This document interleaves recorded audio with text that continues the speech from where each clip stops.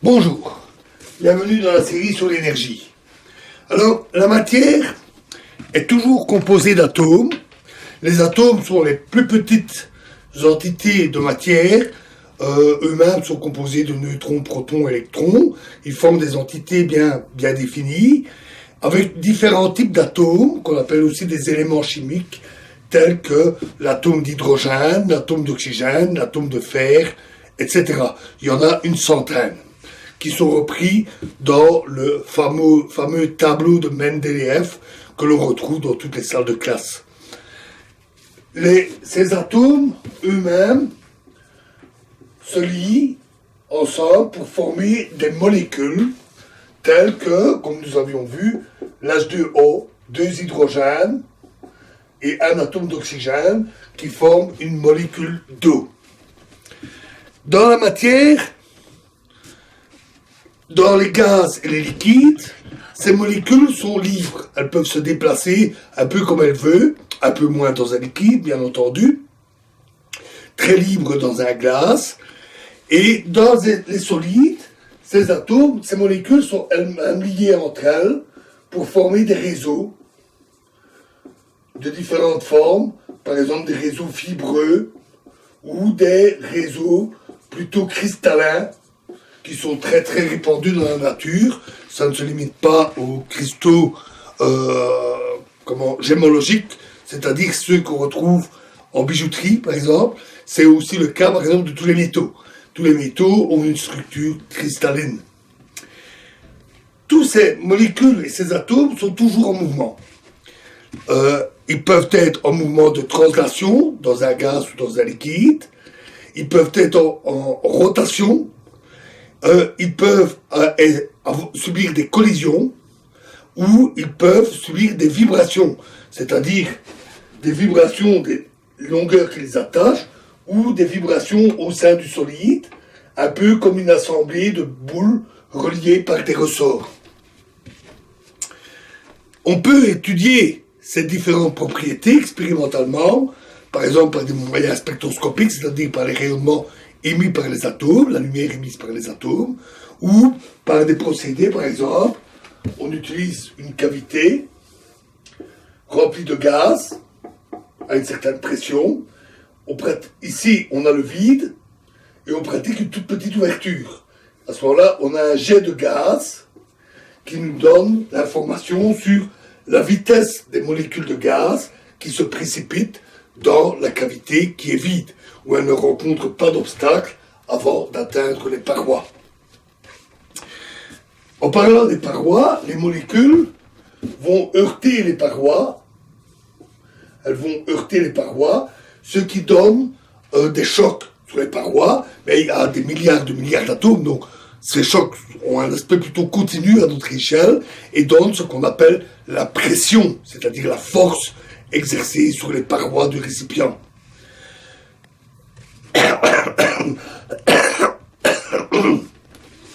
Du fait qu'il y a des milliards d'atomes dans ne fût-ce qu'une cuillère à café de matière, une simple cuillère à café d'eau, c'est des milliards de molécules d'eau. C'est énorme. Et comme tous ces chocs, ces mouvements, ces vibrations sont de toutes les formes, l'ensemble est plutôt chaotique, très chaotique, et a un aspect totalement aléatoire. La théorie qui étudie ça, c'est la physique statistique, qui fait appel aux probabilités pour décrire cet ensemble de milliards d'atomes, dont il est impossible de décrire le mouvement individuel de chaque molécule. Donc, on utilise des lois probabilistes pour déduire les propriétés de l'ensemble. La physique statistique, une théorie remarquable, permet ainsi de faire le lien entre le microscopique, c'est-à-dire les mouvements de chaque molécule, et le macroscopique, c'est-à-dire l'ensemble vu comme un tout, avec une pression, une température, un volume, etc. Cela permet aussi de calculer les vitesses des molécules, des choses de ce genre. Alors, les molécules étant en mouvement, de toute nature, elles ont une certaine énergie cinétique, comme n'importe quel corps en mouvement. Et la somme de toutes ces énergies cinétiques pour chaque molécule, l'énergie cinétique d'une seule molécule est très petite. la molécule étant elle-même très petite. Mais la somme totale de toutes ces énergies cinétiques donne ce qu'on appelle l'énergie interne ou encore l'énergie thermique du corps.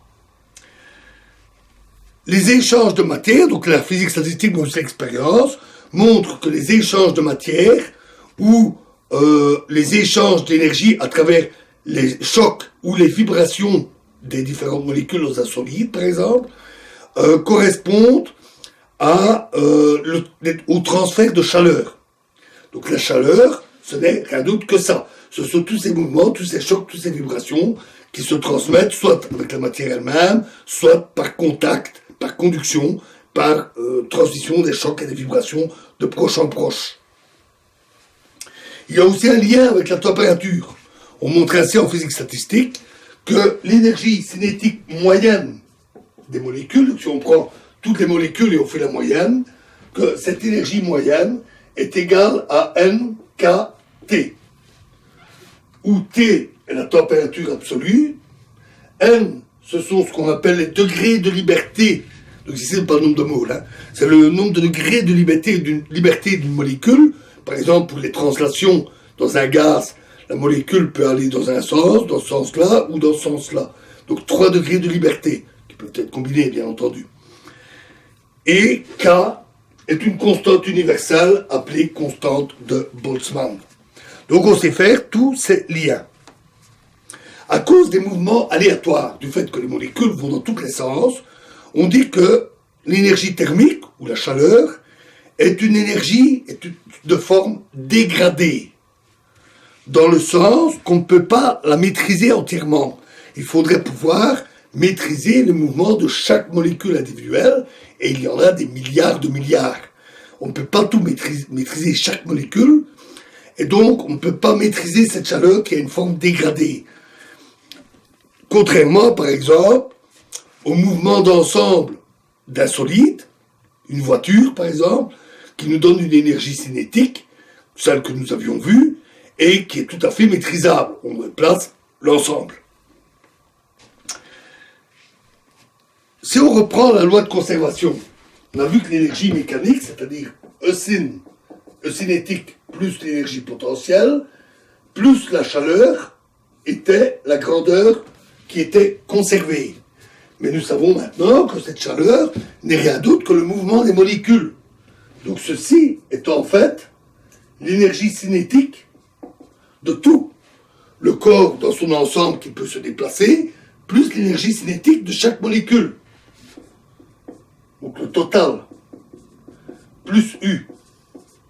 Et donc, on retrouve la loi de conservation simplement pour l'énergie mécanique, à condition de considérer les éléments les plus microscopiques.